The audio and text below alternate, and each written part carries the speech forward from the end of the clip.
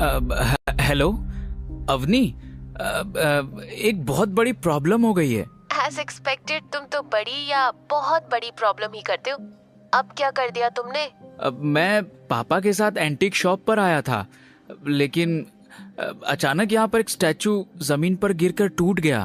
तो अब ये लोग उस स्टैचू के पैसे मांग रहे हैं, 30 लाख। क्या 30 लाख एक स्टैचू के लिए? हाँ, मुझे कुछ समझ में। Gautam, are you crazy? पूरा दिन घर बैठे रहते हो, मुफ्त की रोटियां तोड़ते रहते हो, उससे तुम्हारा पेट नहीं भरता जो आजकल तुम मेरे लिए नई नई प्रॉब्लम्स खड़ी करने लगे हो। अब मैं कहाँ से लाऊं 30 लाख इतने शॉर्ट नोटिस पर? अपनी बात कहते हुए अवनी एक पल के लिए खामोश हो गई। 30 लाख सुनते ही उसके पैरों तले जमीन खिसक गई थी। गौतम भी अवनी के गुस्से के आगे कुछ कह नहीं पाया। आई एम सॉरी, तुम्हारी ये रोज रोज की आदत हो गई है, लेकिन इस बार मैं तुम्हारी कोई मदद नहीं कर सकती हूँ। ये प्रॉब्लम तुमने खड़ी की है, तुम ही इससे निपटो। लेकिन अवनी। इससे पहले कि गौतम अपनी बात पूरी कर पाता, अवनी ने गुस्से में फोन काट दिया। गौतम का चेहरा पसीने से तरबतर हो चुका था। आज गौतम और अवनी की शादी को 3 साल हो चुके थे, लेकिन गौतम आज भी अवनी के घर एक घर जमाई बनकर ही रहता था, जहां उसकी हैसियत एक नौकर जितनी ही थी। वो नौकर की ही तरह कभी सास की साड़ी आयरन करता तो कभी अवनी की गाड़ी साफ करता। घर की रसोई से लेकर घर की सफाई तक का सारा बोझ उसी के सिर पर था। वहीं अवनी कभी कभी अपने पति की ये हालत देखकर बहुत झल्ला जाती थी, क्योंकि घर का पूरा फाइनेंशियल बोझ सिर्फ उसी के सिर पर था। लेकिन अवनी, ये स्टैचू पापा के हाथ से टूटा है, इसमें मेरी क्या गलती है? मुझे समझाने का मौका तो दिया होता, बिना मेरी बात सुने फोन काट दिया। गौतम अवनी को फिर से कॉल करने जाता है, तभी शोरूम का मैनेजर कुछ बॉडीगार्ड्स के साथ उसके सामने आ जाता है। सभी की शक्ल पर गुस्सा साफ नजर आ रहा था। मैनेजर ने गुस्से में कहा, क्या हुआ मिस्टर? 1 घंटा हो गया, लेकिन अभी तक न पैसे आए और न तुम्हारी मदद के लिए कोई आदमी। और कितनी देर मुझे तुम्हारे आगे पीछे घूमना है? ऊपर से वो बुढ़ा शॉप से भागने की कोशिश कर रहा था। डैडी जी, मैनेजर ने गुस्से में जवाब दिया। हाँ, वो तो अच्छा है गार्ड्स की नजर इस पर पड़ गई, वरना वो तो यहाँ से रफू चक्कर होने का पूरा प्लान बना चुका था। देखो मिस्टर, 2 बज रहा है और 5 बजे तक अगर तुमने उस एंटीक स्टैचू के पैसे नहीं भरे तो मैं पुलिस को बुलाकर इस बुढ़े को अंदर करवा दूंगा, और ये बॉडीगार्ड तुम दोनों की खातिरदारी करेंगे, वो अलग से। समझ में आई मेरी बात? ये बात कहते हुए मैनेजर गुस्से में गौतम की आंखों में आंखें डालकर देखने लगा और अगले ही पल वहां से निकल गया। गौतम मैनेजर की बात सुनकर खामोश खड़ा रहा, लेकिन तभी एक 52-55 साल के एक बुजुर्ग आदमी ने उसके कंधे पर हाथ रख दिया। डैडी जी, ये लोग बिना पैसे लिए हमें यहाँ से जाने नहीं देंगे। लेकिन बेटा, मैं जेल नहीं जाना चाहता, प्लीज कुछ करो। मेरी जगह तुम जेल चले जाओ। आखिरकार हमारे परिवार ने तुम्हें 3 साल तक रहने के लिए छत दी है, इतना तो तुम मेरे लिए कर ही सकते हो। डैडी जी, मैं चला तो जाऊं, लेकिन ये बहुत स्ट्रिक्ट है। आपने अभी देखा ना कि किस तरह से वो मैनेजर धमकी देकर गया है। तो फिर इन्हें पैसे दे दो। मैं जेल नहीं जाना चाहता, कुछ भी करो, लेकिन मुझे यहाँ से छुड़ाओ। डैडी जी, मैं क्या मदद कर सकता हूँ? ये लोग 30 लाख रुपए मांग रहे हैं और मेरी जेब में 30 रुपए भी नहीं है। आप जानते तो हैं, मुझे खर्चे के लिए भी अवनी पैसा देती है। मेरे पास कोई नौकरी भी नहीं है जहां से पैसा आए। तुम अवनी को फोन करो, मैं उससे किया था, लेकिन इससे पहले कि मेरी बात पूरी होती उसने फोन काट दिया। एक नंबर के यूजलेस जमाई हो तुम। मेरी बेटी के सामने अपनी बात भी नहीं रख सकते। कॉल लगाओ, मैं बात करता हूँ। गौतम ने बिना कुछ जवाब दिए अवनी का नंबर डायल कर लिया। इससे पहले कि रिंग पूरी होती, अवनी ने गुस्से में कॉल काट दिया। ये देखकर अनिल ने गौतम के हाथ से मोबाइल ले लिया और लगातार अवनी को कॉल करने लगा। कुछ देर बाद ही अवनी ने तंग आकर कॉल उठा लिया। गौतम, मुझे काम में डिस्टर्ब करना बंद करो, मैं आज तुम्हारी कोई मदद नहीं करूंगी। अवनी बेटा। डैड? बेटा प्लीज हमारी मदद करो। अगर इन लोगों को हमने पैसे नहीं दिए तो ये मुझे जेल में डाल देंगे। क्या? लेकिन आपको क्यों? गलती गौतम की है तो उससे जेल? बेटा, दरअसल वो स्टैचू मेरे हाथ से टूटा है। मैं उस स्टैच्यू की फोटो ले रहा था तो गलती से उस पर मेरा हाथ लग गया और वो जमीन पर गिर गया। डैड, गौतम हमारे घर पर कम प्रॉब्लम क्रिएट करता है, जब आप भी शुरू हो गए। बेटा मैं ठीक है, कहाँ पर हो आप? मैं मॉम को लेकर आती हूँ। जोधपुर एंटीक्स, माधव नगर। ठीक है, मैं आती हूँ। अवनी ने अपनी बात खत्म कर फोन काट दिया और एक टक खाली दीवार को देखने लगी। अब उसके सामने बहुत बड़ी मुसीबत खड़ी थी, जिससे निकलना उसके लिए आसान नहीं था। दरअसल अवनी के पिता अनिल सिंह जोधपुर के अमीर परिवारों में से एक थे, लेकिन अनिल की मां गायत्री देवी हमेशा से ही गौतम और अवनी की शादी के खिलाफ थीं। 3 साल पहले अवनी के दादाजी हिम्मत अग्रवाल गौतम से पुष्कर में टकराए थे और गौतम को पहचानते ही उन्होंने अपनी फेवरेट पोती अवनी के लिए उसे पसंद कर लिया। अवनी अपने दादाजी से बहुत प्यार करती थी और उनकी किसी भी बात को टाल नहीं सकती थी। पर शादी के कुछ ही वक्त बाद हिम्मत अग्रवाल दुनिया को अलविदा कह गए, इस राज के साथ कि उन्होंने गौतम को अवनी के लिए क्यों चुना, कैसे पहचानते थे वो गौतम को। फिर उनके जाने के बाद परिवार की भागदौड़ उनकी पत्नी और अवनी की दादी गायत्री देवी ने अपने हाथों में ले ली। गायत्री देवी अपने परिवार के रुतबे और नाम का बहुत ध्यान रखती थी और साथ ही अपने परिवार में गौतम नाम का धब्बा बर्दाश्त नहीं कर पा रही थी। इसलिए उन्होंने हिम्मत जी के जाने के बाद अनिल और उसके परिवार को अग्रवाल मेंशन से अलग कर दिया। अवनी आज भी ये सदमा भूल नहीं पाई थी। वो दिखने में जितनी सुंदर थी उतनी ही दिमाग से तेज, लेकिन अब दिन रात उसके दिमाग में सिर्फ एक ही बात चलती रहती थी कि अपने परिवार की हालत कैसे सुधारी जाए। आज एक बार फिर उसके सामने मुसीबत खड़ी थी। वो अगले ही पल अपनी मॉम गीता के साथ माधव नगर जाने के लिए गई, जो जोधपुर का सबसे बड़ा एंटीक मार्केट था। वहीं दूसरी तरफ गौतम शोरूम के चारों तरफ चक्कर लगा रहा था। अनिल उसके पास में ही बैठकर अवनी के आने का इंतजार कर रहा था। उनके आसपास बहुत सारे लंबे चौड़े बॉडीगार्ड्स खड़े थे, जिनके हाथों में बड़ी बड़ी गन्स थीं। तभी उसी वक्त अवनी अपनी मॉम गीता के साथ शोरूम के अंदर आ गई। डैड, आप ठीक तो है ना? और ये सब हुआ कैसे? आप लोग इतने महंगे मार्केट में आखिर क्या करने आए थे? अनिल बिना जवाब दिए गौतम को देखने लगा। एक्चुअली वो हम आ ही रहे थे, लेकिन रास्ते में ये मार्केट दिख गया और डैड स्टैचू देखने के लिए अंदर आ गए और फिर एज यूजुअल तुम ये काम भी ढंग से नहीं कर पाए। और अगर इन्हें ये स्टैचू देखने की इच्छा थी तो तुम इन्हें संभाल नहीं सकते थे। लेकिन मॉम, मैं क्या करता? डैड ने ही मुझे बाहर वेट करने को कहा था। इन्होंने कहा और तुमने मान लिया। इतने आज्ञाकारी कब से हो गए तुम? मॉम, ये सारी बातें हम लोग बाद में भी कर सकते हैं। अभी हमारे सामने जो प्रॉब्लम है उसके बारे में सोचते हैं कि 30 लाख कहाँ से आएंगे।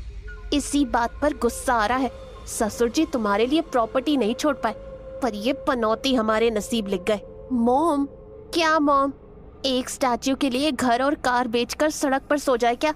और बेच भी देंगे तो भी इतने सारे पैसे नहीं आने वाले। सभी प्रॉब्लम का हल ढूंढने के लिए सोच में पड़ गए। टाइम निकलता जा रहा था। सभी के चेहरे पर टेंशन साफ दिखाई दे रही थी। वहीं दूसरी तरफ मैनेजर की नजर बराबर अनिल पर ही थी। उसने पैसे मिलने की उम्मीद छोड़ दी थी और कमिश्नर साहब को इन्फॉर्म कर दिया और 3 घंटे पूरे होने का वेट करने लगा। साथ ही बॉडीगार्ड्स भी मैनेजर के कमांड के इंतजार में थे। डैड, हम दादी सा से मदद नहीं मांग सकते क्या? मैं बाद में उन्हें सारे पैसे दे दूंगी। वो कभी हाँ नहीं करेंगी और इसकी वजह तुम अच्छे से जानती हो। हाँ, लेकिन एक बार पूछने में क्या हर्ज है? मैं कॉल करती हूँ। अवनी ने अगले ही पल अपनी दादी गायत्री देवी को कॉल लगा दिया, पर यही डर सता रहा था कि गायत्री देवी उसका फोन उठाएंगी कि नहीं।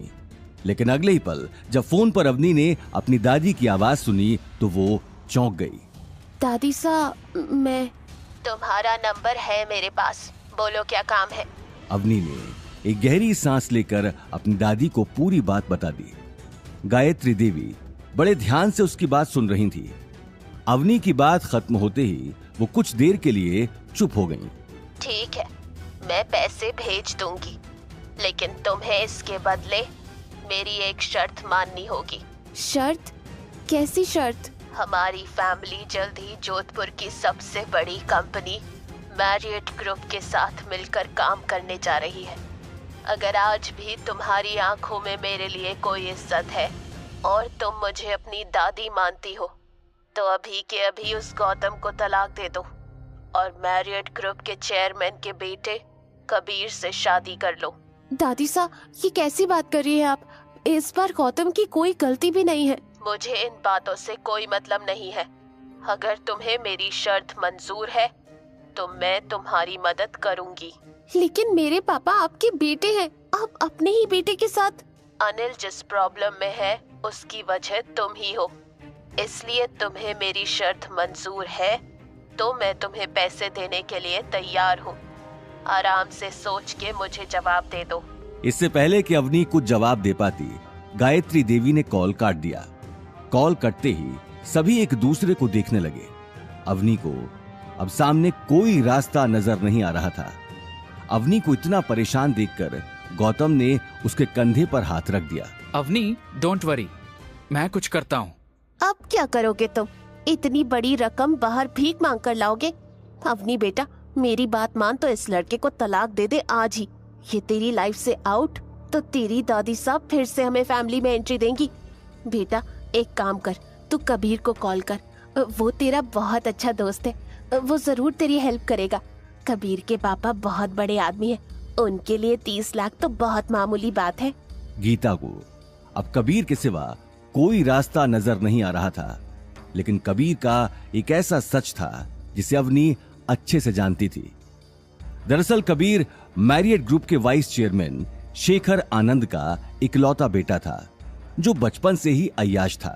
लड़कियां उसकी कमजोरी थीं, इसलिए हर तीसरे चौथे दिन कोई न कोई नई लड़की उसका शिकार हो जाती। यूं तो उसके ऊपर बहुत सारे केस भी हुए, लेकिन शेखर आनंद के रुतबे और पैसों के आगे किसी पुलिस वाले की नहीं चली। कबीर ने कई बार अवनी पर भी अपना हाथ आजमाने की कोशिश की थी। वो कॉलेज में भी अवनी के आगे पीछे ही घूमता रहता था, लेकिन अवनी ने कभी उसे घास तक नहीं डाली। वहीं दूसरी तरफ गौतम, जो अभी तक शांत था, कबीर का नाम सुनते ही आग बबूला हो गया। लेकिन इस वक्त कोई उसकी बात सुनने को तैयार नहीं था। वो तुरंत अपना फोन निकालकर शोरूम से बाहर चला गया। शोरूम के बाहर जाते ही उसने मोबाइल में एक नंबर डायल कर लिया। जैसे जैसे उसे फोन की रिंग सुनाई दे रही थी, वैसे वैसे उसकी धड़कनें तेज होती जा रही थी। फोन पिक होते ही गौतम को एक लंबी खामोशी सुनाई दी। मुंशी जी? सामने से किसी ने कड़क आवाज में जवाब दिया, खंबा गाड़ी हुकुम। ये बात सुनते ही गौतम एक पल के लिए चुप हो गया। क्या अवनी अपने परिवार को इस मुसीबत से निकाल पाएगी? आखिर गौतम ने किसे फोन किया था? क्या कबीर अवनी की मदद करेगा? क्या होंगे इन सारे सवालों के जवाब? जानने के लिए सुनते रहिए द रॉयल घर जमाई, सिर्फ पॉकेट एफएम पर।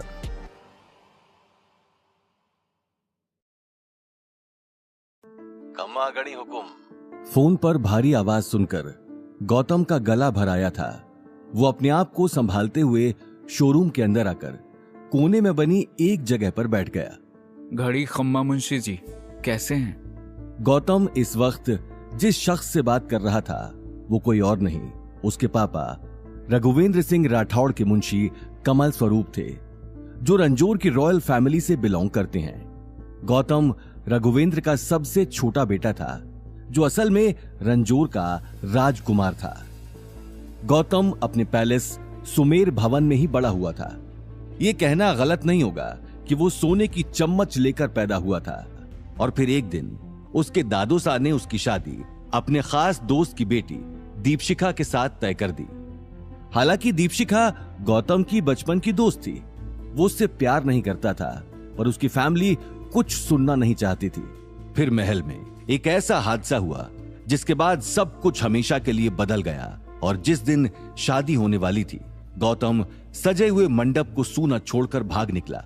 सुमेर भवन में आज भी वो मंडप उसी तरह सजा हुआ वैसा ही पड़ा था। मैं तो चोखो हूँ, बस थारी बहुत याद आवे है हुकुम। जब से आप गए हो महल सूना हो गया है और मुंशी जी, मुझे आपकी मदद चाहिए। मैं बहुत बड़ी मुसीबत में हूँ। हम जानते हैं आप किस मुसीबत में फंसे हो। ये मुंशी तो ये भी जाने हैं कि आप इस वक्त हो कहाँ, किस फैमिली के घर जमाई बनकर रह रहे हो। आपकी सास, ससुर और पत्नी सबके बारे में इस मुंशी के पास पक्की खबर से।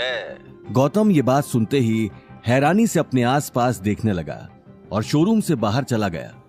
वो पिछले 4 साल से अपने परिवार और रंजोर से दूर भाग रहा था, लेकिन उसके दादोसा उसकी एक एक चीज पर नजर रखे हुए थे। ठीक है, फिर अगर आप इतना कुछ जानते ही हैं तो फिर अभी के अभी 30 लाख रुपए भिजवा दीजिए, मुझे जरूरत है। हुकुम, ऐसा क्यों कर रहे हो? आप एक राजकुमार होकर किसी के घर का काम कर रहे हो, झूठे और गंदे बर्तन साफ कर रहे हो। सुमेर भवन में अपनी राजधानी को छोड़कर आप क्यों ये सब कर रहे हो? किसी को समझ नहीं आ रहा है। अगर ये बगावत है तो किस बात की बगावत? मुंशी जी की बातों ने गौतम के 4 साल से छुपे घाव को आज कुरेद के रख दिया था। आखिर में गौतम ने वो कहा जो आज तक कोई नहीं जानता था। मुंशी जी, ये कोई बगावत नहीं है, एक मुखौटा है, घर जमाई का मुखौटा। हमारे देश में सबसे निकम्मा एक घर जमाई को माना जाता है, इसलिए मैं एक घर जमाई बनकर रह रहा हूं। क्यों और किस लिए, ये वक्त आने पर सबको पता चल जाएगा। मुझे इस वक्त इस टॉपिक पर और कोई बात नहीं करनी। मेरे सामने अभी बहुत बड़ी प्रॉब्लम है। आप सिर्फ इतना बताइए कि आप इस वक्त मेरी मदद करेंगे कि नहीं। 30 लाख तो हम अभी आपको दे देंगे, लेकिन बड़े हुकुम की वही शर्त है। क्या? आपको दीपशिखा बिटिया से शादी करनी होगी। क्या? मुंशी जी, मेरी शादी हो चुकी है, मैं दीपशिखा से कैसे शादी कर सकता हूँ? ये पॉसिबल नहीं है। बड़े हुकुम आपकी शादी को नहीं मानते। आपके अचानक सुमेर भवन से चले जाने के बाद बड़े हुकुम के ऊपर कई सवाल उठे। ये मुंशी अपने मालिक की बात के खिलाफ नहीं जा सकता। पैसों के बदले आपको अपनी पत्नी को तलाक देना होगा और दीपशिखा बिटिया से शादी करनी होगी। ये बात सुनते ही गौतम सोच में पड़ गया। मतलब 4 साल बाद भी दादो साहब वैसी की वैसी ही हैं, जिद्दी। लेकिन इस बार उनकी जिद के चलते मैं अपनी 4 साल की मेहनत को बर्बाद नहीं कर सकता, ना ही मैं अवनी को छोड़ सकता हूँ। उसके पास अब कोई रास्ता नहीं बचा था। वो मना करता, उससे पहले ही उसके सामने अवनी का चेहरा घूमने लगा, जो अपनी जान जोखिम में डालकर कबीर जैसे अय्याश लड़के से मदद मांगने जा रही थी। ठीक है, मुझे मंजूर है, लेकिन मुंशी जी, मुझे 1 साल का वक्त चाहिए। 1 साल बाद मैं खुद अवनी को छोड़ दूंगा और बड़े हुकुम जिससे कहेंगे उससे शादी कर लूंगा। जहाँ 4 साल इंतजार किया है, वहाँ 1 साल और सही। बड़े हुकुम भी ये बात सुनकर खुश हो जाएंगे। ठीक है, फिर 30 लाख के साथ आपको मेरा एक और काम करना होगा। मुझे मैरियट ग्रुप चाहिए। Marriott group? लेकिन क्यों? वो मैं आपको बाद में समझाऊंगा। हुकुम, आपको शायद अभी बताना पड़ेगा, क्योंकि ये मुंशी इस वक्त मैरियट ग्रुप के बाहर ही खड़ा है। आप मैरियट में हैं? हाँ हुकुम, यहाँ तो काम पड़ता ही रहता है। आप यहाँ आ जाइए, तब तक मैं मैरियट खरीदने की डील का प्रोसेस शुरू करता हूँ। ठीक है, मैं बस थोड़ी देर में पहुँच रहा हूँ। गौतम ने अगले ही पल कॉल काट दिया। वो मुंशी जी के काम करने के तरीके को जानता था। मुंशी कमल स्वरूप अपनी बोली के धनी थे, जिनके आगे बड़े बड़े लोगों का मुंह बंद हो जाता था। हालांकि उनकी उम्र 60 साल हो चुकी थी, लेकिन आज भी अपने काम करने की फुर्ती में वो जवानों को भी पीछे छोड़ देते थे। इसलिए गौतम के दादोसा ने अपने बिजनेस का पूरा बोझ उनके कंधों पर डाल रखा था। गौतम एक पल के लिए शोरूम के अंदर जाने के लिए मुड़ा। उसी वक्त उसे गीता की आवाज सुनाई दी। गीता अभी भी अवनी को कबीर के पास जाने का बोल रही थी। जल्दी से पहले चेक ले आता हूँ, तभी मैं अवनी को कबीर के पास जाने से रोक सकता हूँ। और वो अगले ही पल ऑटो लेकर जोधपुर की सबसे बड़ी कंपनी मैरियट ग्रुप जाने के लिए निकल गया। ब्लू रंग की चमचमाती बिल्डिंग में काम करने वाला हर शख्स अपने आप को बहुत खुशनसीब समझता था। गौतम गेट के बाहर खड़ा होकर अपने आसपास देख ही रहा था कि उसे महंगी कार से एक आदमी उतरकर उसके पास आता हुआ दिखा, जिसके हाथों में शाही छड़ी थी और गले में सोने की चेन। गौतम को करीब से देखते ही उस आदमी ने अपना चश्मा उतार लिया। उसकी आंखों की कोर गीली हो चुकी थी। मुंशी जी। गौतम ने अगले ही पल मुंशी जी को गले लगा लिया। जिस गौतम को दुनिया पिछले 4 साल से एक नॉर्मल सा इंसान समझ रही थी, उसका सच आज सिर्फ मुंशी जी ही जानते थे। गौतम आज भी इतने पैसे का मालिक था कि मैरियट जैसी 10 कंपनीज को वो पलक झपकते ही खरीद सकता था। मुंशी जी, कंपनी खरीदने की फॉर्मेलिटीज हो गई? आपका फोन आते ही मैंने सारी फॉर्मेलिटीज पूरी कर दी, बस आपके साइन करने की देर है। गुड। मेरा एक काम और है। इस कंपनी के चेयरमैन हैं शेखर आनंद, जिनका एक बिगड़ा हुआ बेटा है कबीर आनंद। मैंने सुना है कि शेखर आनंद के इशारे के बिना कंपनी का पत्ता भी नहीं हिलता। बिल्कुल सही। तो ठीक है, फिर मुझे लगता है कि मिस्टर शेखर आनंद को थोड़ा आराम करने की जरूरत है, तो उन्हें कंपनी से जेल भेजने की तैयारी करो। अब इस कंपनी की सारी पावर आपके ही हाथ में है। आप जो चाहें वो कर सकते हो। आप चाहो तो खुद भी चेयरमैन की पोस्ट संभाल सकते हो। नहीं मुंशी जी, मुझे चेयरमैन की पोस्ट नहीं चाहिए। यह बताइए कि इस वक्त कंपनी का वाइस चेयरमैन कौन है? अभिनव गुप्ता। ठीक है, अभिनव गुप्ता को फोन करके ये खुशखबरी दे देना कि वो आज से मैरियट के न्यू चेयरमैन है। अपनी बात कहते हुए गौतम कंपनी के अंदर चला गया। मुंशी कमल स्वरूप को देखकर कोई उनका रास्ता रोकने की हिम्मत नहीं कर सकता था। लिफ्ट से जाते हुए गौतम की आंखों में एक अलग ही तरह की चमक साफ दिखाई दे रही थी, लेकिन वहीं दूसरी तरफ अवनी की टेंशन बढ़ती जा रही थी। उसके सामने कबीर से मदद मांगने के सिवा कोई रास्ता नहीं था।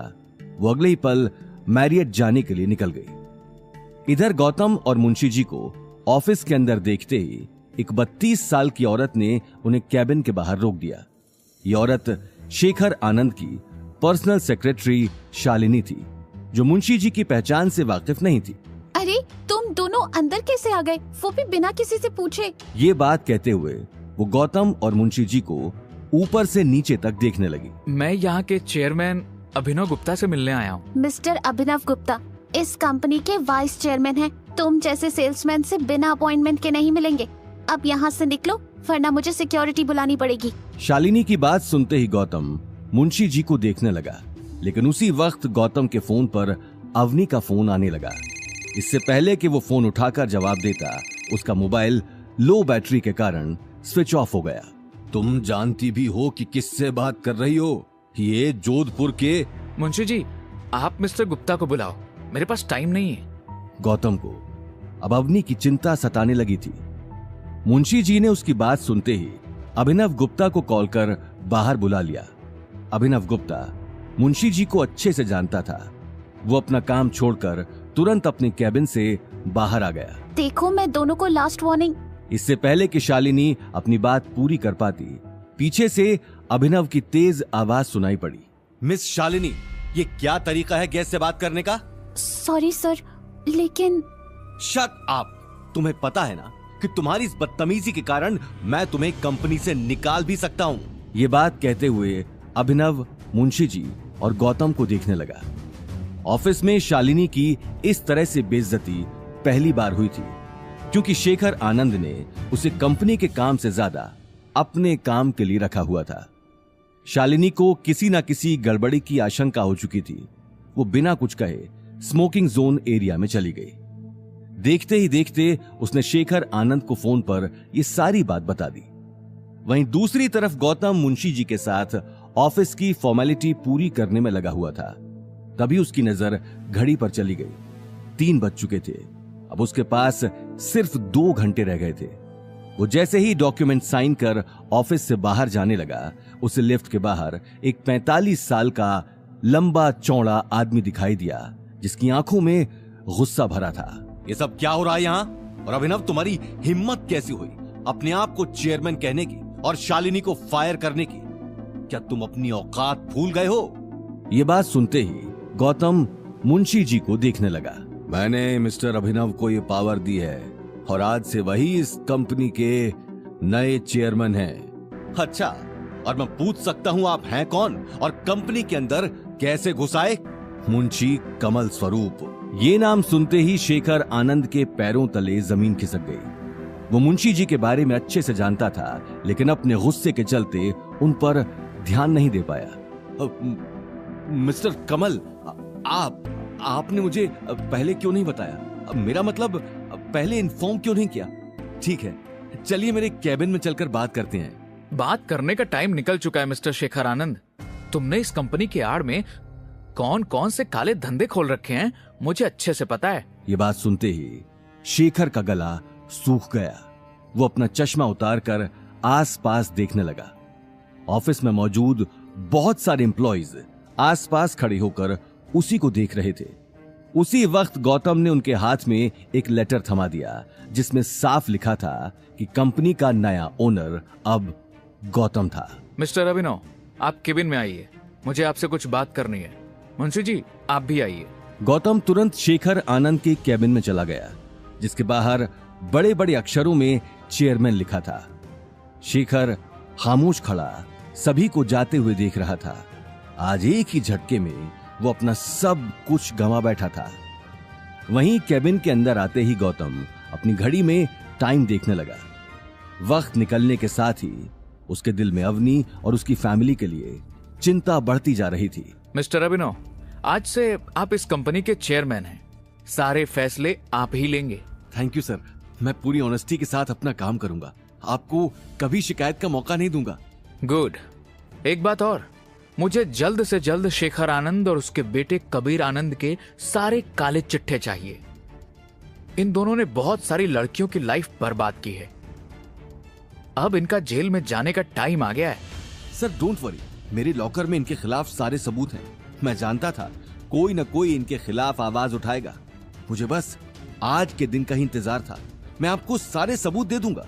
ओके मुंशी जी, अब आप मुझे चेक दे दीजिए, मेरे पास टाइम नहीं है। जी हुकुम। अब छोटे हुकुम, बस एक बात जाननी थी।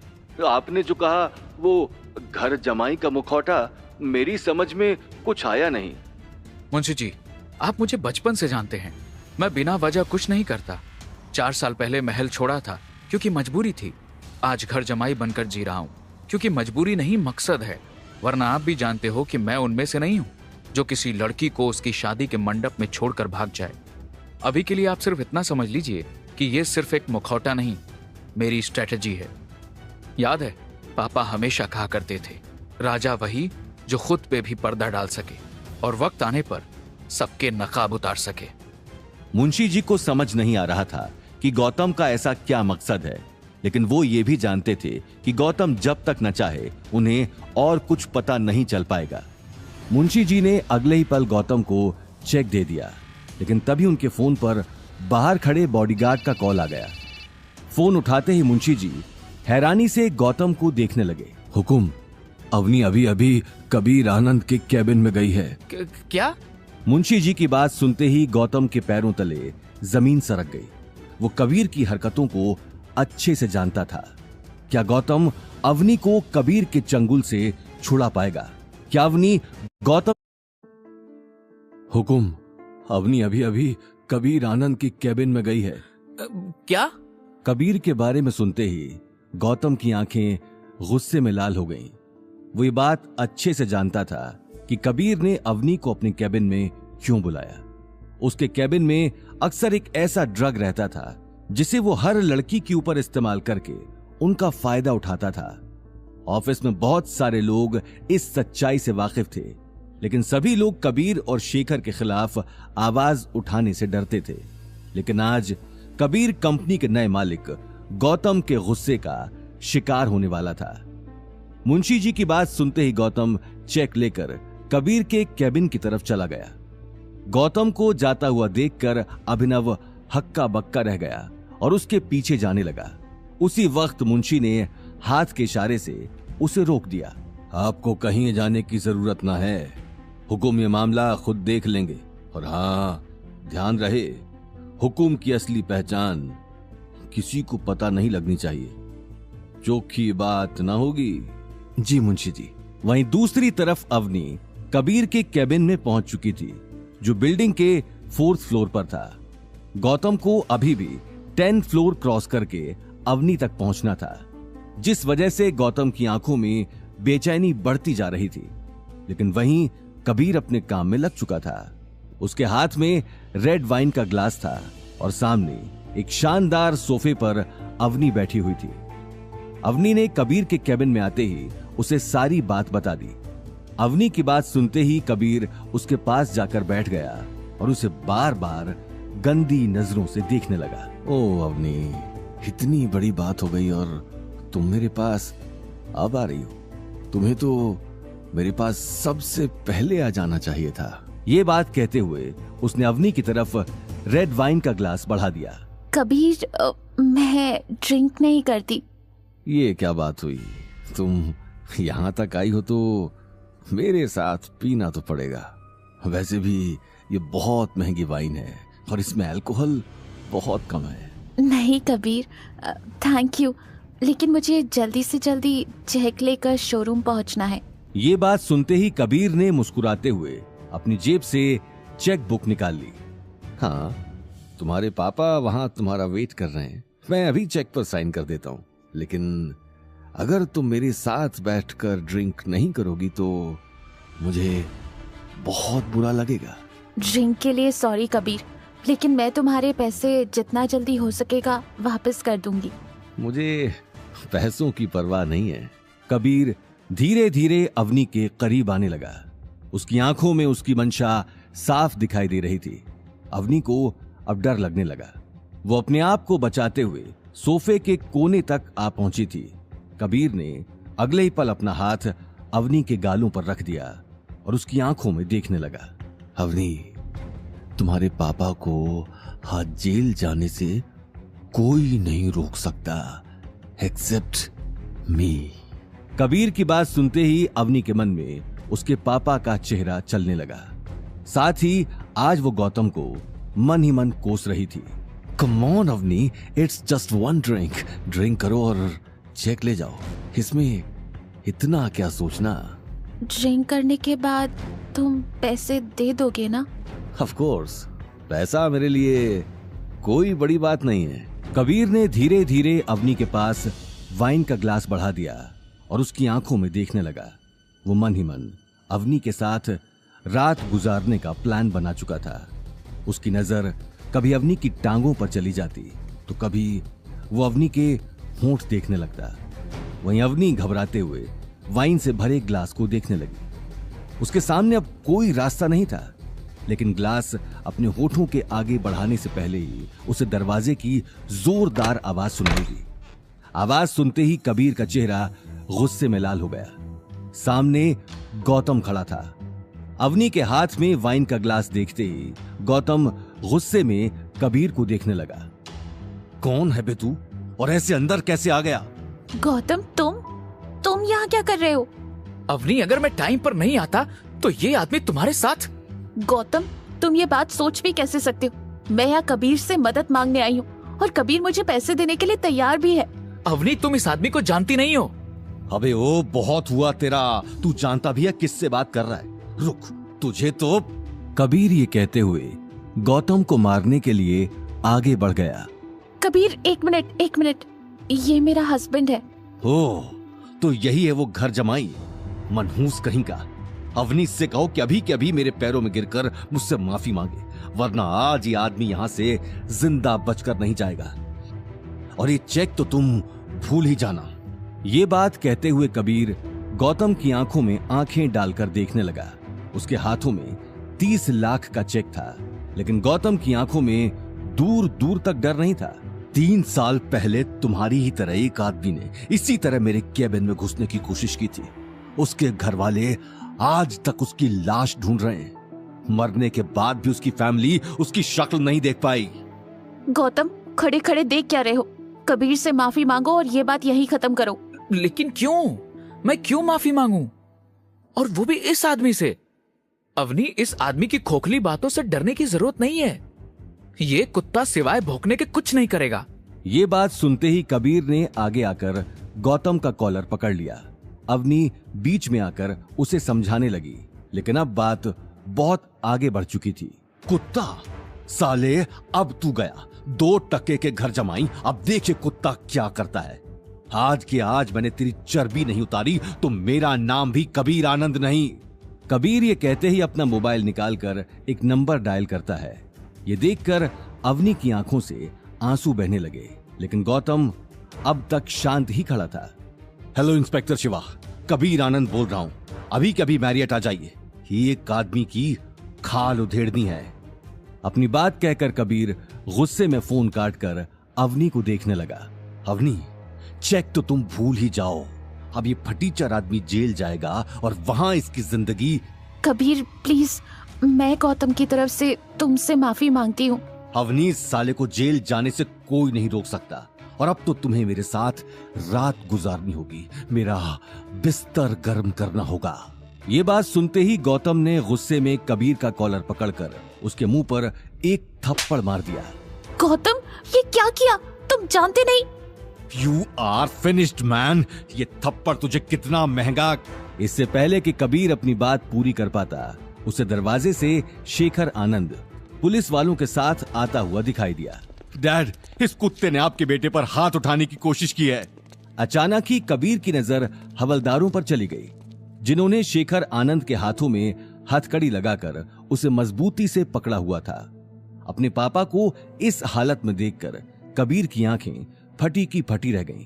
इससे पहले कि उसे ये बात समझ में आती, 2 हवलदारों ने उसे पकड़कर हथकड़ी पहना दी और घुटनों के बल जमीन पर गिरा दिया। इंस्पेक्टर, तुम्हारा दिमाग खराब हो गया है। कबीर आनंद, मैं तुम्हें और तुम्हारे बाप को लोगों का पैसा लूटने, उनके साथ फ्रॉड करने और साथ ही बहुत सारी मासूम लड़कियों की जिंदगी बर्बाद करने के जुर्म में गिरफ्तार करता हूँ। डैड, ये इंस्पेक्टर क्या बकवास कर रहा है? शेखर आनंद ने बिना कुछ कहे अपना सिर झुका लिया। उसके मुरझाए हुए चेहरे ने सारी सिचुएशन बयां कर दी थी। अवनी को अब तक कुछ समझ नहीं आ रहा था। गौतम उसी वक्त टेबल पर वाइन का ग्लास ध्यान से देखने लगा। इंस्पेक्टर साहब, कबीर आनंद जबरदस्ती मेरी वाइफ को ये रेड वाइन देने की कोशिश कर रहा था। मुझे लगता है इस ड्रिंक में कबीर ने नशे की गोलियां मिलाई हैं। आप चेक कर सकते हैं। ये बात सुनते ही इंस्पेक्टर अपना रुमाल निकालकर रेड वाइन चेक करने लगा। उसने थोड़ी सी रेड वाइन अपने रुमाल में डाल दी, लेकिन कुछ ही देर बाद जब रुमाल का रंग सुर्ख नीला पड़ने लगा तो सभी हक्के बक्के रह गए। आपने सही कहा मिस्टर गौतम, इस वाइन में ट्राइजोलम ड्रग मिलाया गया है, जो बहुत खतरनाक ड्रग है। हवलदार, ये एविडेंस उठाओ और लेकर चलो बाप बेटे को। जेल की हवा खाएंगे तो दिमाग ठिकाने पर आ जाएगा। इंस्पेक्टर का ऑर्डर सुनते ही हवलदार कबीर और शेखर आनंद को जबरदस्ती उठाकर ले गए। कबीर चिल्लाता हुआ अपने आप को छुड़ाने की कोशिश करने लगा, लेकिन आज उसके काले चिट्ठों का टाइम पूरा हो चुका था। एक ही झटके में ये ड्रामा खत्म हो गया और केबिन में गहरा सन्नाटा छा गया। रेड वाइन में ड्रग की बात सुनकर अवनी के पैरों तले जमीन खिसक गई थी, लेकिन गौतम ने समय रहते उसे कबीर जैसे दरिंदे के चंगुल से बचा लिया था।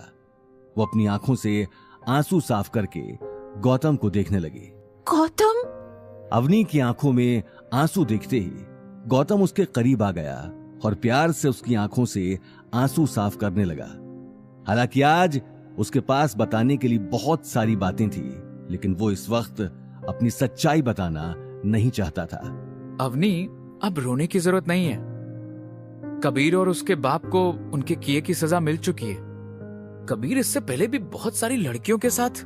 इससे पहले कि गौतम आगे कुछ कहता, अवनी रोते हुए सोफे पर बैठ गई। गौतम ने उसी वक्त अपनी जेब से 30 लाख का चेक निकालकर अवनी की तरफ बढ़ा दिया। ये देखो, मैंने डैडी जी को बचाने के लिए पैसों का इंतजाम कर दिया है। क्या? लेकिन तुमने इतना बड़ा अमाउंट इतनी जल्दी कैसे अरेंज कर लिया? गौतम के पास इस बात का जवाब नहीं था। आज अगर वो सच बताता तो बहुत बड़ी मुसीबत में फंस सकता था, इसलिए वो बिना कुछ कहे खामोश खड़ा रहा। गौतम, जवाब दो, तुम्हें ये चेक किसने दिया? अवनी, ये पैसे मैंने अपने एक दोस्त से उधार लिए हैं। उसने हाल ही में अपनी कंपनी से बहुत अच्छा पैसा कमाया है, इसीलिए वो मेरी मदद करने के लिए तैयार हो गया। अवनी हैरानी से उस चेक को देख रही थी। गौतम आज एक के बाद एक बहुत सारी प्रॉब्लम्स ठीक करता जा रहा था। अवनी, हम ये पैसे आराम से वापस कर सकते हैं। मेरे दोस्त को पैसों की जल्दी नहीं है, वैसे भी वो इंडिया से बाहर है। Don't worry about the money. Gautam प्यार से अवनी की आंखों में देखने लगा। शादी के बाद आज उसने पहली बार अवनी की खूबसूरती को इतने करीब से देखा था, लेकिन तभी उसकी नजर घड़ी की तरफ चली गई। अवनी चलो, हमारे पास सोचने का टाइम नहीं है, सिर्फ 40 मिनट रह गए हैं। शोरूम में मम्मी डैडी हमारा वेट कर रहे होंगे। गौतम की बात सुनते ही अवनी भी घड़ी में टाइम देखने लगी। इस वक्त उसके पास सवाल जवाब का टाइम नहीं था, उसे जल्दी से जल्दी शोरूम पहुंचना था। वो अगले ही पल गौतम के साथ शोरूम जाने के लिए निकल गई। वहीं दूसरी तरफ अनिल और गीता शोरूम के एक कोने में बैठे थे। बहुत सारे हट्टे कट्टे गार्ड्स ने उन्हें घेर रखा था। सभी को सिर्फ मैनेजर के कमांड का ही इंतजार था। साथ ही मैनेजर ने कमिश्नर को फोन करके शोरूम आने के लिए कह दिया था। 10 मिनट रह गए हैं, तुम्हारे दामाद और बेटी भी गायब हैं। मुझे नहीं लगता तुम लोग पैसा दे पाओगे, इसलिए जेल जाने के लिए। इससे पहले कि मैनेजर आगे कुछ कहता, उसे गौतम और अवनी गेट से आते हुए दिखाई दिए। उन दोनों को देखते ही अनिल की आंखें खिल उठी। अवनी बेटा, क्या हुआ? पैसों का कुछ इंतजाम हुआ? मेरा जी गले को आ गया है बेटा। मॉम डोंट वरी, ये रहा चेक। देखा बेटा, मैंने कहा था ना, कबीर हमारी मदद जरूर करेगा। सोने सा खरा है वो, इस गौतम की तरह नहीं है। चेक को देखते ही गीता की आंखों में खुशी की लहर दौड़ गई और वो गौतम को गुस्से में देखने लगी। देखो, दिखाई दे रहा है ये चेक। खैर, तुम्हारी औकात से बहुत ऊपर है। वो तो अच्छा है कि कबीर मेरी बेटी का दोस्त है, वरना तुम आज के आज मेरी बेटी को तलाक दे दो। मैं अपनी बेटी की जिंदगी तुम्हारे जैसे निकम्मे के साथ खराब होते हुए नहीं देख सकती। कीसा कीसा ख्वाब देखे, लेकिन पल्ले बंद हो ये भूत। गीता ने ये कहते हुए अपने सिर पर हाथ रख लिया और पास में रखी कुर्सी पर बैठ गई। अवनी उसी वक्त गौतम को देखने लगी। मॉम, आप जैसा सोच रही हैं वैसा नहीं है। दरअसल अवनी, तू तो चुप ही रह। तुझे तो सही और गलत में फर्क ही दिखना बंद हो गया है। ये निठल्ला आदमी तेरे पल्लू से बंधा हुआ है, इसे छोड़ क्यों नहीं देती? अरे एक घर तो बिल्ली भी छोड़ देती है, ये तो उस बिल्ली। गीता की बात सुनकर आसपास खड़े गार्ड्स और मैनेजर एक दूसरे को देखने लगे। वहीं कबीर का नाम सुनकर अवनी को ड्रिंक वाली बात याद आ गई। मॉम, ये पैसे गौतम ने ही मुझे दिए हैं, कबीर ने नहीं। अवनी के मुंह से निकली बात ने सभी को हिला दिया। गीता और अनिल हैरानी से गौतम को देखने लगे। अच्छा, दोस्त ने दिए हैं या कोई फ्रॉड किया है? जरा मैं भी देखूं इसके कौन से दोस्त आ गए जिसने इस भिखारी को 30 लाख रुपए दे दिए। चलो फोन लगाओ, मुझे उसके दोस्त से बात करनी है। ये बात सुनते ही गौतम हड़बड़ाकर अपने आसपास देखने लगा। वहीं गीता लगातार शक भरी निगाहों से उसे देख रही थी। क्या गौतम पैसों का सच बताएगा? क्या कबीर गौतम से बदला लेगा? क्या होंगे इन सारे? गीता के मुंह से फोन की बात सुनकर गौतम हड़बड़ा गया। फोन करो, खड़े खड़े मुंह क्या देख रहे हो? मॉम, वो यहाँ नहीं रहता, वो बिजनेस के लिए बाहर गया है। उसके सेक्रेटरी ने मुझे ये चेक दिया है। इससे पहले कि गौतम आगे कुछ कहता, मैनेजर अपना काम छोड़कर उसके पास आ गया। मैनेजर अब शोरूम में ये सारा तमाशा खत्म करना चाहता था। आप लोग अपना ये फैमिली ड्रामा घर जाकर कर लेना, मुझे चेक दे दीजिए। हाँ प्लीज, ये लीजिए। चेक लेकर मैनेजर शोरूम में आ रहे कस्टमर्स को अटेंड करने में लग गया। गार्ड्स भी उसके पीछे शोरूम के दूसरे कोने में चले गए। लेकिन गीता के शक की सुई अब तक गौतम के इर्द गिर्द घूम रही थी। उसी वक्त अवनी ने आगे आकर कहा, मॉम, कबीर ने पैसे के बदले मेरे साथ जबरदस्ती करने की कोशिश की। इससे पहले भी वो कई लड़कियों के साथ ऐसा कर चुका है, इसलिए अब वो जेल में है और अपने किए की सजा काट रहा है। आज अगर गौतम टाइम पर नहीं आता तो शायद कबीर अपने इरादों में कामयाब भी हो जाता। ये बात सुनते ही गीता हैरानी से गौतम को देखने लगी। उसे अभी तक अपने कानों पर यकीन नहीं हो रहा था। बेटा, तुझे तो कुछ नहीं हुआ ना? No dad, I am fine now. फिर यही सबसे बड़ी बात है। अब ये गौतम कहाँ से पैसे लाया है मुझे उससे मतलब नहीं है, बस ये ले आया। जिंदगी में पहली बार कोई ढंग का काम किया है इसने। क्या खाक ढंग का काम किया है? पता नहीं किससे पैसे उधार लेकर आ गया। अब उसे देने भी तो पड़ेंगे। चेक तो ऐसे लेकर आया है जैसे यहाँ पैसों की खान लग रही है। ठीक है मॉम, अब घर जाकर बात करते हैं। यहाँ सब लोग हमें ही देख रहे हैं। अवनी की बात सुनते ही सभी घर जाने के लिए निकल गए। घर पहुंचते पहुंचते शाम हो चुकी थी और गीता गौतम के ऊपर ताने बरसाने का कोई भी मौका गंवाना नहीं चाहती थी। गौतम, अब यहाँ खड़े मत रहो, मेरे लिए चाय लाओ। जी मॉम। और सुनो, चाय में दूध और इलायची संभाल के डालना। तुम्हारे बाप दादा ने हमें कोई खजाना नहीं दिया हुआ है। गौतम ये सुनकर मन ही मन मुस्कुराता है, क्योंकि अवनी के दादाजी हिम्मत सिंह को अपना कारोबार शुरू करने के पैसे गौतम के दादाजी ने ही दिए थे। क्योंकि एक जमाने में हिम्मत सिंह के पूर्वज मुंशी जी की तरह रंजोर परिवार की सेवा करते थे। मुस्कुरा क्यों रहे हो? मुझे पता है कि तुम सारी मलाई खुद ही चट कर जाते हो। इस बार चाय अच्छी नहीं बनी ना, तो चाय कप में नहीं तुझ पे होगी। जी मॉम। ये कहते हुए गौतम तुरंत किचन की तरफ चला गया। उधर अनिल गीता और अवनी को थैंक यू कहता है। लेकिन पैसों का करना क्या है? ये गौतम जहाँ से भी लाया है, हमें उसे वापस भी तो देने हैं। अभी तो यही मानो कि गले में फंदा लटका हुआ है। ये बात सुनकर अवनी अपनी सेविंग्स के बारे में सोचने लगी, क्योंकि उसे भी जल्दी से जल्दी गौतम के दिए हुए पैसे वापस लौटाने थे। उसी वक्त गौतम हमेशा की तरह खाने के बारे में पूछने आ गया, क्योंकि घर में अक्सर ही गीता और अनिल की अलग अलग फरमाइश होती थी। मॉम, सेविंग्स वाले जितने भी पैसे हैं फिलहाल वो दे देते हैं, बाकी का मैं धीरे धीरे गौतम को दे दूंगी। ठीक है, लेकिन पहले इससे पूछो तो सही कि इसका अमीर दोस्त बाकी के पैसे बाद में लेगा या नहीं, क्योंकि सेविंग्स के तो सिर्फ 5 लाख ही हैं। कहीं वो मना कर दे तो? मॉम, वो बाद में ले लेगा, आप चिंता मत कीजिए। ऐसी बात है तो फिर हम बाद में ही देंगे। हाँ, लेकिन मॉम, अभी गौतम को 5 लाख दे देना। हाँ हाँ, दे दूंगी। तेरे नाकारे पति की तरह मैं किसी पर बोझ नहीं बनना चाहती। गौतम, जब तुम अपने दोस्त को पैसे दोगे तो मेरी तरफ से थैंक यू बोलना उसे। उसने हमारी बहुत बड़ी हेल्प की है। हाँ अवनी। फाइनली अवनी ने अब थोड़ी राहत की सांस ली। उसी वक्त गौतम ने सभी से खाने का ऑर्डर ले लिया। पिछले 4 सालों में गौतम घर का काम करने और खाना बनाने में इतना माहिर हो चुका था कि उसे किसी भी तरह की राजस्थानी डिश बनाने में टाइम नहीं लगता था। कुछ ही देर में सभी खाना खाकर अपने रूम में चले गए। लेकिन गौतम का काम खत्म नहीं हुआ था। वो किचन में बर्तन साफ करने में लगा हुआ था। उसने वक्त के साथ साथ हर चीज में अपने आप को ढाल लिया था। बर्तन साफ करते हुए उसके सामने अचानक ही अवनी का चेहरा आ गया।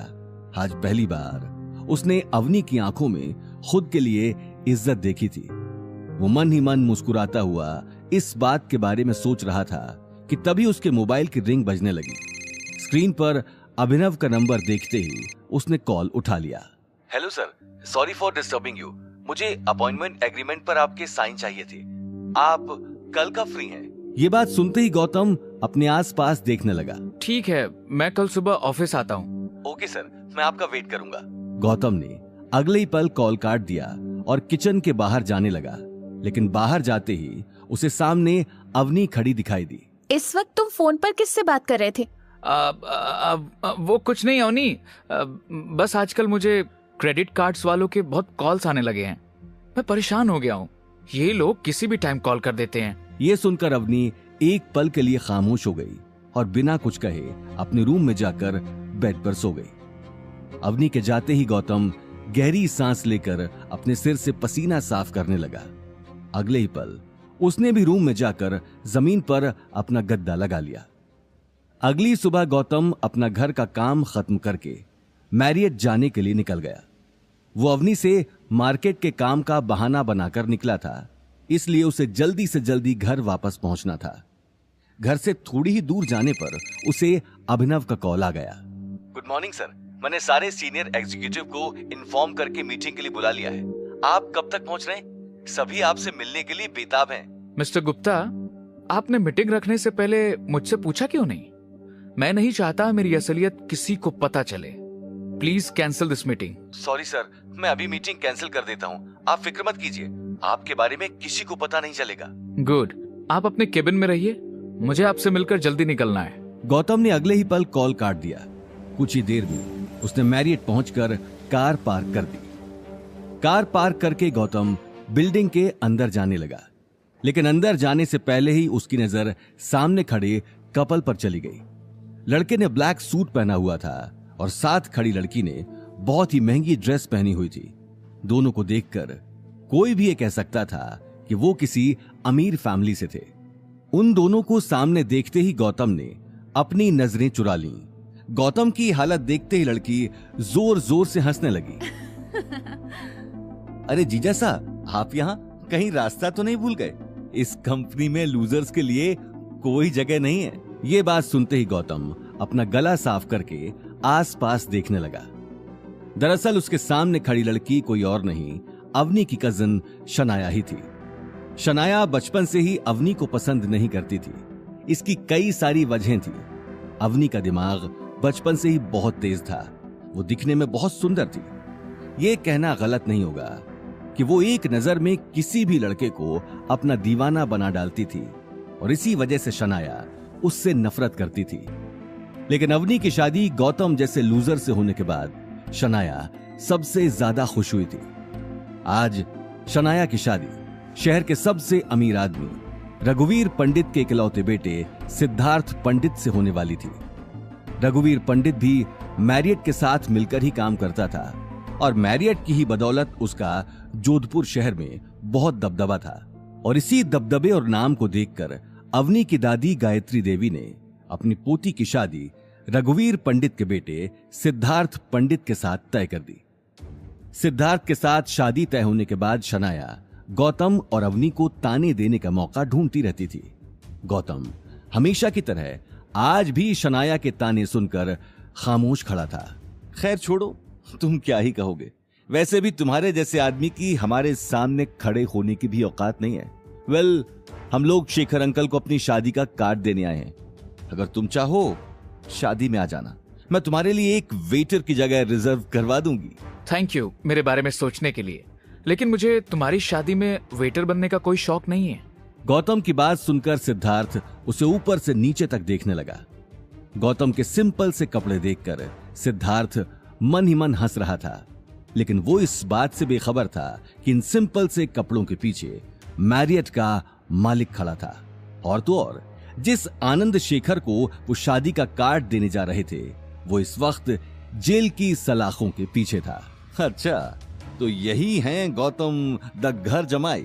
भाई, बहुत सुना है मैंने तुम्हारे बारे में कि तुम अपनी पत्नी के टुकड़ों पर पलते हो। आज फाइनली तुम्हारे दर्शन हो ही गए। वैसे फॉर योर काइंड इंफॉर्मेशन, इस बिल्डिंग में लूजर्स की जगह नहीं है। मैं यहाँ जॉब के लिए आया हूँ। जॉब के लिए? सीरियसली? यहाँ झाड़ू पोछा करने वालों की कोई वैकेंसी नहीं निकली है जो मुंह उठाकर यहाँ आ गए। ये बात कहकर शनाया सिद्धार्थ को देखकर जोर जोर से हंसने लगी। सिद्धार्थ ने उसी वक्त अपनी कार से कोल्ड ड्रिंक का कैन निकाल लिया और गौतम को देखकर पीने लगा। शनाया, लगता है बेचारा गार्ड की नौकरी के लिए आया होगा। ये कहते हुए सिद्धार्थ गौतम की आंखों में आंखें डालकर देखने लगा। उसने अगले ही पल एक घूंट में कैन खाली करके जमीन पर फेंक दिया। तुम्हारी औकात इस कंपनी का कचरा उठाने की भी नहीं है। जाओ जाकर सड़क का कचरा उठाओ। शुरुआत मेरे फेंके हुए इस कैन से कर लेना। कुछ ना कुछ पैसे तो मिल ही जाएंगे, और अगर नहीं मिले तो ये लो, ये रख लो, काम आएंगे। सिद्धार्थ ने हंसते हुए गौतम की जेब में 500 का नोट डाल दिया। ये तो वक्त ही बताएगा कि ये 500 का नोट किसे काम आने वाला है। ऐसा ना हो कि तुम्हें इस 500 की जरूरत पड़ जाए। क्या कहा तुमने?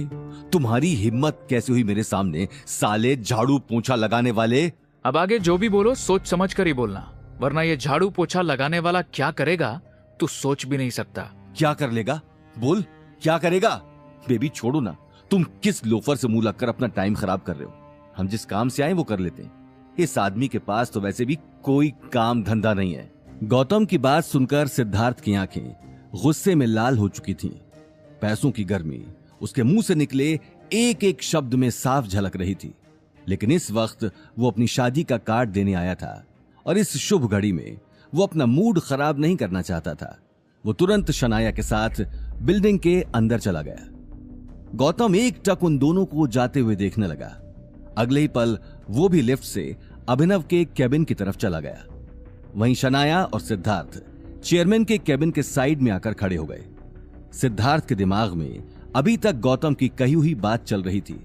वो अपने गुस्से पर काबू नहीं कर पाता था, इसलिए अपने गुस्से को शांत करने के लिए वो केबिन के साइड में जाकर खड़ा हो गया। छोड़ो ना बेबी, तुम अभी तक उस घर जमाई के बारे में सोच रहे हो। शनाया, इस घर जमाई ने इस बार गलत आदमी से पंगा ले लिया है। एक बार शादी हो जाने दो। मैंने इसे कुत्ते का पट्टा पहनाकर पूरे जोधपुर में नहीं घुमाया ना, तो मेरा नाम भी सिद्धार्थ नहीं। वहीं दूसरी तरफ गौतम सीधे अभिनव के केबिन में चला गया। उसे सामने देखते ही अभिनव अपनी चेयर से खड़ा हो गया। Sir please come. Thank you mister Gupta. अच्छा ये बताइए, आप रघुवीर पंडित और उसके बेटे सिद्धार्थ पंडित को जानते हैं? यस सर, मिस्टर रघुवीर हमारी कंपनी के साथ ही मिलकर काम करते हैं। वो तो बहुत सालों से काम कर रहे हैं, लेकिन आप क्यों अचानक उनके बारे में पूछ रहे हैं? ठीक है, आज के बाद रघुवीर पंडित मैरियट के साथ मिलकर काम नहीं करेगा। उसके साथ हमारे जितने भी प्रोजेक्ट्स हैं अभी के अभी सारे कैंसिल कर दो और फोन करके उसे बोलना कि हम झाड़ू पोछा लगाने वाले लोगों के साथ काम नहीं करते। ये बात कहते हुए गौतम अभिनव की आंखों में आंखें डालकर देखने लगा। क्या सिद्धार्थ गौतम को चेयरमैन के साथ बातें करते देख लेगा? क्या अवनी गौतम के लाए हुए पैसों का सच जान पाएगी? क्या होंगे इन सारे सवालों के जवाब? जानने के लिए सुनते रहिए रॉयल घर जमाई, सिर्फ पॉकेट एफएम पर।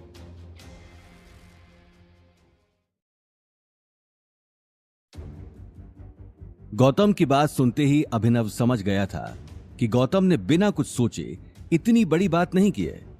अभिनव ने इमीडिएटली रघुवीर पंडित को कॉल लगा दिया। गौतम मुस्कुराते हुए पास में रखी चेयर पर बैठ गया। हेलो मिस्टर रघुवीर, मैं मैरिट ग्रुप का न्यू चेयरमैन अभिनव गुप्ता बात कर रहा हूं। न्यू चेयरमैन शब्द सुनते ही रघुवीर एक पल के लिए सक पका गया। Yes mister Gupta. आपके लिए एक बुरी खबर है। आज से मैरिट ग्रुप आपके साथ काम नहीं करेगा। आपके साथ हमारी जितनी भी डील साइन हुई हैं, उन्हें मैं अभी के अभी कैंसिल करता हूं। डॉक्यूमेंट आपके ऑफिस तक पहुंच जाएंगे। और हां, एक बात और, मैरियट झाड़ू पोछा लगाने वालों के साथ मिलकर कभी काम नहीं करता। इससे पहले कि रघुवीर ये बात समझ पाता और कुछ जवाब दे पाता, अभिनव ने फोन काट दिया और गौतम को देखने लगा। वहीं दूसरी तरफ सिद्धार्थ और शनाया चेयरमैन से मिलने का वेट कर रहे थे। ऑफिस के अंदर आते ही उसे पता लग गया था कि मैरियट का चेयरमैन अब अभिनव गुप्ता बन गया है। इस बात से सिद्धार्थ को हैरानी तो हुई, लेकिन वो अभिनव से मिलकर जाना चाहता था। बहुत देर वेट करने के बाद भी सेक्रेटरी उसे अंदर जाने नहीं दे रही थी, लेकिन अब सिद्धार्थ के सब्र का बांध टूट चुका था। और कितनी देर वेट करना होगा मुझे? आप एक बार चेयरमैन सर को कॉल कीजिए। मेरा नाम सिद्धार्थ पंडित है, वो शायद मेरे बारे में जानते होंगे। जैसे ही सिद्धार्थ की बात खत्म हुई, सेक्रेटरी के पास अभिनव का कॉल आ गया। अभिनव से बात करने के बाद सेक्रेटरी सिद्धार्थ को देखने लगी। देखते ही देखते उसने सिक्योरिटी को कॉल कर दिया। जल्दी से चेयरमैन सर के केबिन पर कुछ लोग भेजो। चेयरमैन शब्द सुनते ही सिक्योरिटी गार्ड्स भागते हुए बिल्डिंग के अंदर आ गए। सिद्धार्थ और शनाया इससे पहले कि कुछ समझ पाते, उनके सामने गन्स लिए बहुत सारे गार्ड्स खड़े हो गए। ओ हेलो, तुम लोगों का दिमाग खराब हो गया है, इस तरह घेर कर क्यों खड़े हो? I am sorry mister Siddharth Pandit, लेकिन आपकी कंपनी के साथ मैरियट ने सारी डील्स कैंसिल कर दी हैं और चेयरमैन सर ने कहा है कि हम झाड़ू पोछा लगाने वालों के साथ काम नहीं करते। व्हाट? ये क्या बकवास है? सिद्धार्थ ये कहते हुए सोच में पड़ गया, क्योंकि अभी अभी उसने यही बात गौतम से कही थी। लेकिन इससे पहले कि वो इस बात के बारे में सोचता, उसे अचानक याद आया कि उनका आधा काम मैरियट ग्रुप की वजह से चल रहा था। अगर आज मैरियट ग्रुप उनके साथ सारी डील्स कैंसिल कर देता है तो वो रातों रात सड़क पर आ जाएंगे। ये बात सोचते हुए उसका माथा पसीने से तरबतर हो गया। मुझे चेयरमैन सर से बात करनी है। वो अचानक इतना बड़ा फैसला कैसे ले सकते हैं? कहां है सर? मैं उनसे सिक्योरिटी बाहर निकालो इन दोनों को। सेक्रेटरी की बात सुनते ही पास में खड़े लंबे तगड़े गार्ड ने सिद्धार्थ का हाथ मरोड़कर उसे नीचे बिठा दिया। सिद्धार्थ दर्द से कराहने लगा। दर्द के मारे उसकी आंखों में आंसू आने लगे। ये सब देखकर शनाया उसे बचाने के लिए आगे आ गई। प्लीज प्लीज ऐसा मत करो, हम जा रहे हैं। शनाया का रोता हुआ चेहरा देखकर गार्ड ने तुरंत सिद्धार्थ का हाथ छोड़ दिया, लेकिन सिद्धार्थ अभी तक दर्द के मारे चीख रहा था। तभी उसके पास रघुवीर पंडित का फोन आ गया। सिद्धार्थ, तुम्हारा दिमाग खराब हो गया है। तुमने मैरियट में जाकर क्या रायता फैलाया जो उन्होंने हमारे साथ सारी डील्स कैंसिल कर दी। तुम्हें शादी का कार्ड देने के लिए भेजा था या फिर ये मुसीबत खड़ी करने के लिए? पापा, मैंने कुछ नहीं किया। मैं तो यहाँ सिर्फ शनाया के साथ कार्ड देने आया था। मैं तो चेयरमैन सर से मिला भी नहीं। Shut up. मुझे तुम्हारी कोई सफाई नहीं सुननी। तुम्हें अंदाजा भी है कि तुम्हारी बेवकूफी की वजह से मुझे कितनी बड़ी कीमत चुकानी पड़ेगी। हम रोड पर आ सकते हैं। अभी के अभी वहां से निकलो और यहाँ आओ। अपनी बात खत्म कर रघुवीर ने एक झटके में कॉल काट दिया। कॉल कटने के बाद सिद्धार्थ अपने आसपास खड़े गार्ड्स को देखने लगा और बिना कुछ कहे बिल्डिंग के बाहर चला गया। उसे जाते हुए देखकर शनाया भी वहां से निकल गई। अचानक इतनी बड़ी बात ने सिद्धार्थ को अंदर तक हिला दिया था। वो अभी तक समझ नहीं पाया कि असल में हुआ क्या। कार में बैठते ही अचानक उसका ध्यान गौतम के साथ हुई बहस पर चला गया। शनाया, मुझे लगता है ये सब उस गौतम का ही किया धरा है। शनाया तुरंत बोली, क्या वो स्टूपिड ऐसा कर सकता है क्या? उसकी औकात मैरियट में सफाई करने की भी नहीं है। मुझे नहीं लगता कि वो कुछ कर सकता है। लेकिन इसके पीछे जो भी गड़बड़ है मुझे पता करना ही होगा। सिद्धार्थ अगले ही पल शनाया के साथ अपनी कार लेकर निकल गया, लेकिन उसके मन में कहीं ना कहीं शक का बीज पैदा हो चुका था। वहीं दूसरी तरफ सिद्धार्थ को सबक सिखाकर गौतम मन ही मन बहुत अच्छा फील कर रहा था। वो अगले ही पल सारे डॉक्यूमेंट साइन कर अपने घर की तरफ निकल गया, लेकिन घर पहुंचते ही उसका खिलखिलाता हुआ चेहरा एक ही पल में मुरझा गया। हॉल के सोफे पर अवनी की दादी गायत्री देवी बैठी थी। गायत्री देवी ने अपने गले में सोने की एक बड़ी माला पहनी हुई थी और हाथों में कई सारी अलग अलग तरह की अंगूठियां। लेकिन उनकी चढ़ी हुई नाक को देखकर यह साफ मालूम चल रहा था कि अनिल के छोटे से घर में आकर उन्हें अच्छा नहीं लग रहा था। अनिल जब से अग्रवाल मेंशन से अलग हुआ था, तब से गायत्री देवी ने अनिल के घर पर कदम नहीं रखा था। आज अचानक उन्हें सोफे पर बैठा देख गौतम के मन में ढेर सारे सवाल चलने लगे। वो अगले ही पल गायत्री देवी के पैर छूने के लिए आगे आ गया। गौतम को देखते ही गायत्री देवी ने अपना मुंह घुमा लिया, क्योंकि गौतम उन्हें फूटी आंख भी पसंद नहीं था। एक अजीब सी खामोशी हॉल में छाई हुई थी। अनिल और अवनी एक दूसरे को देख रहे थे। उसी वक्त गीता ने चाय का कप गायत्री देवी के सामने रख दिया। ये लीजिए मासा चाय। गायत्री देवी बिना कप को हाथ में लिए उसे सूंघने लगी। कप को सूंघते ही उसने अपनी नाक चढ़ा ली और गुस्से में गीता को देखने लगी। इतनी पतली चाय, लगता है सारी मलाई खुद ही चट कर जाती हो। चाय पतली और तुम मोटी होती जा रही हो। डस्टबिन में फेंक दो इसे। ये बात सुनते ही गीता ने अपना सर नीचे कर लिया।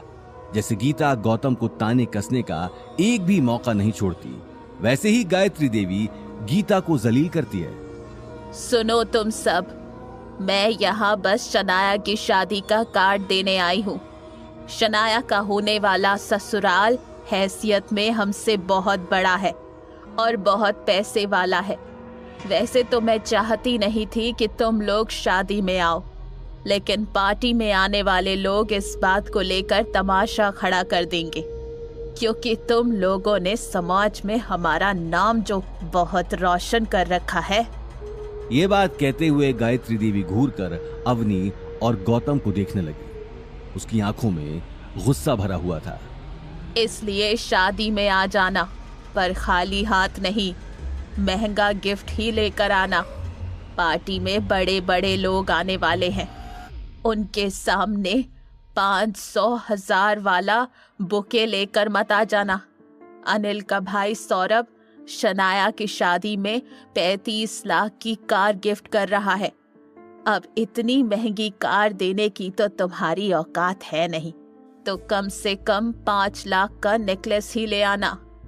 ये बात सुनते ही अवनी के पैरों तले जमीन खिसक गई, क्योंकि परिवार की सेविंग्स का सारा पैसा उसने गौतम के दोस्त को दे दिया था। लेकिन दादी साहब, 5 लाख तो बहुत ज्यादा है, हम लोग इतना महंगा गिफ्ट नहीं दे पाएंगे। हाँ मासा, अब देखिए ना, फैमिली की कोई सेविंग भी नहीं है, तो इतना महंगा गिफ्ट।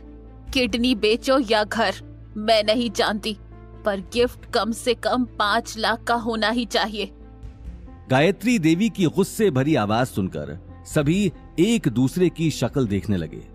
अपनी बात खत्म कर गायत्री देवी गुस्से में घर से बाहर निकल गई। हॉल में एक अजीब सी टेंशन का माहौल छा चुका था। वाह, बताओ, 5 लाख तो ऐसे कह गई जैसे 5 रुपए हो। शनाया की शादी को लेकर तो हर बात में इतना सोच रहे हैं। अवनी की शादी में इन लोगों को क्या हो गया था? अवनी की शादी में जितने भी लोग आए थे, मैंने एक एक के लिफाफे देखे हैं, किसी ने 500 के ऊपर लिफाफे में नहीं डाले। फोकट में इतना सारा माल खाकर निकल गए, और आज शनाया की शादी में 5 लाख का गिफ्ट, 35 लाख की गाड़ी। भगवान ही जाने ये कैसी लीला चल रही है। हाँ, लेकिन गीता, अब माँ ने कहा है तो देना पड़ेगा ना। क्या देना पड़ेगा? तुम्हारा दिमाग ठिकाने पर है कि सोते वक्त तकिए के नीचे रख दिया था? तुम्हारी जानकारी के लिए बता दूं कि हमारे ऊपर अभी भी 27 लाख का कर्जा है। कहाँ से लाएंगे इतने महंगे गिफ्ट के लिए पैसे? लेकिन माँ यहाँ से बहुत गुस्से में गई है। हम एक काम करते हैं, ये घर गिरवी रख देते हैं, नेकलेस भी आ जाएगा और बाकी बचे पैसे गौतम के दोस्त को दे देना। डैड, आप कैसी बातें कर रहे हैं? हम सिर्फ शनाया की शादी में महंगा गिफ्ट देने के लिए अपना घर तो गिरवी नहीं रख सकते, वो भी दादी सा की झूठी शान के लिए। हाँ, और घर गिरवी रख देंगे तो रहेंगे कहाँ? सड़क पर। ये बात कहते हुए गीता गुस्से में अनिल और गौतम को देखने लगी। गौतम अगले ही पल अपनी नजर घुमाकर अवनी को देखने लगा। इस वक्त उसकी कुछ बोलने की हिम्मत नहीं हुई। अवनी बेटा, मेरे पास कुछ पैसे हैं, हम लोग सस्ता सा नेकलेस ले लेते हैं। यस मॉम, आजकल बहुत अच्छे डुप्लीकेट डिजाइन आए हैं जो क्लासी भी है और शनाया डेली वेयर में भी यूज कर सकती है। गौतम, कार निकालो, लेट्स गो। कुछ ही देर में सब जोधपुर के ओल्ड मार्केट की तरफ निकल गए। ओल्ड मार्केट की बड़ी सी ज्वेलरी शॉप के बाहर आकर गौतम ने कार रोक दी। ये जोधपुर की एक बहुत फेमस ज्वेलरी शॉप थी, जहां कई शादी करने वाले लोग अपनी शादी की शॉपिंग करने आते थे। शॉप की चकाचौंध को देखकर अवनी को अपने बजट का ध्यान आ गया, जो शायद ना के बराबर ही था। लेकिन कुछ देर सोचने के बाद सभी लोग एक शॉप के अंदर चले गए। शॉप के अंदर घुसते ही एक मोटा आदमी उन सभी को देखकर मुस्कुराने लगा। उस आदमी ने अपने हाथ और अपने गले में बहुत सारा गोल्ड पहन रखा था, जिसे देखकर ये साफ मालूम चल रहा था कि वो ही दुकान का मालिक है। खम्मा घड़ी सा खम्मा घड़ी, आओ आओ, कहीं क्या दिखाऊं? हमें नेकलेस और इयररिंग्स देखने हैं। हाँ, या लियो, या देखो, एक से एक डिजाइन है।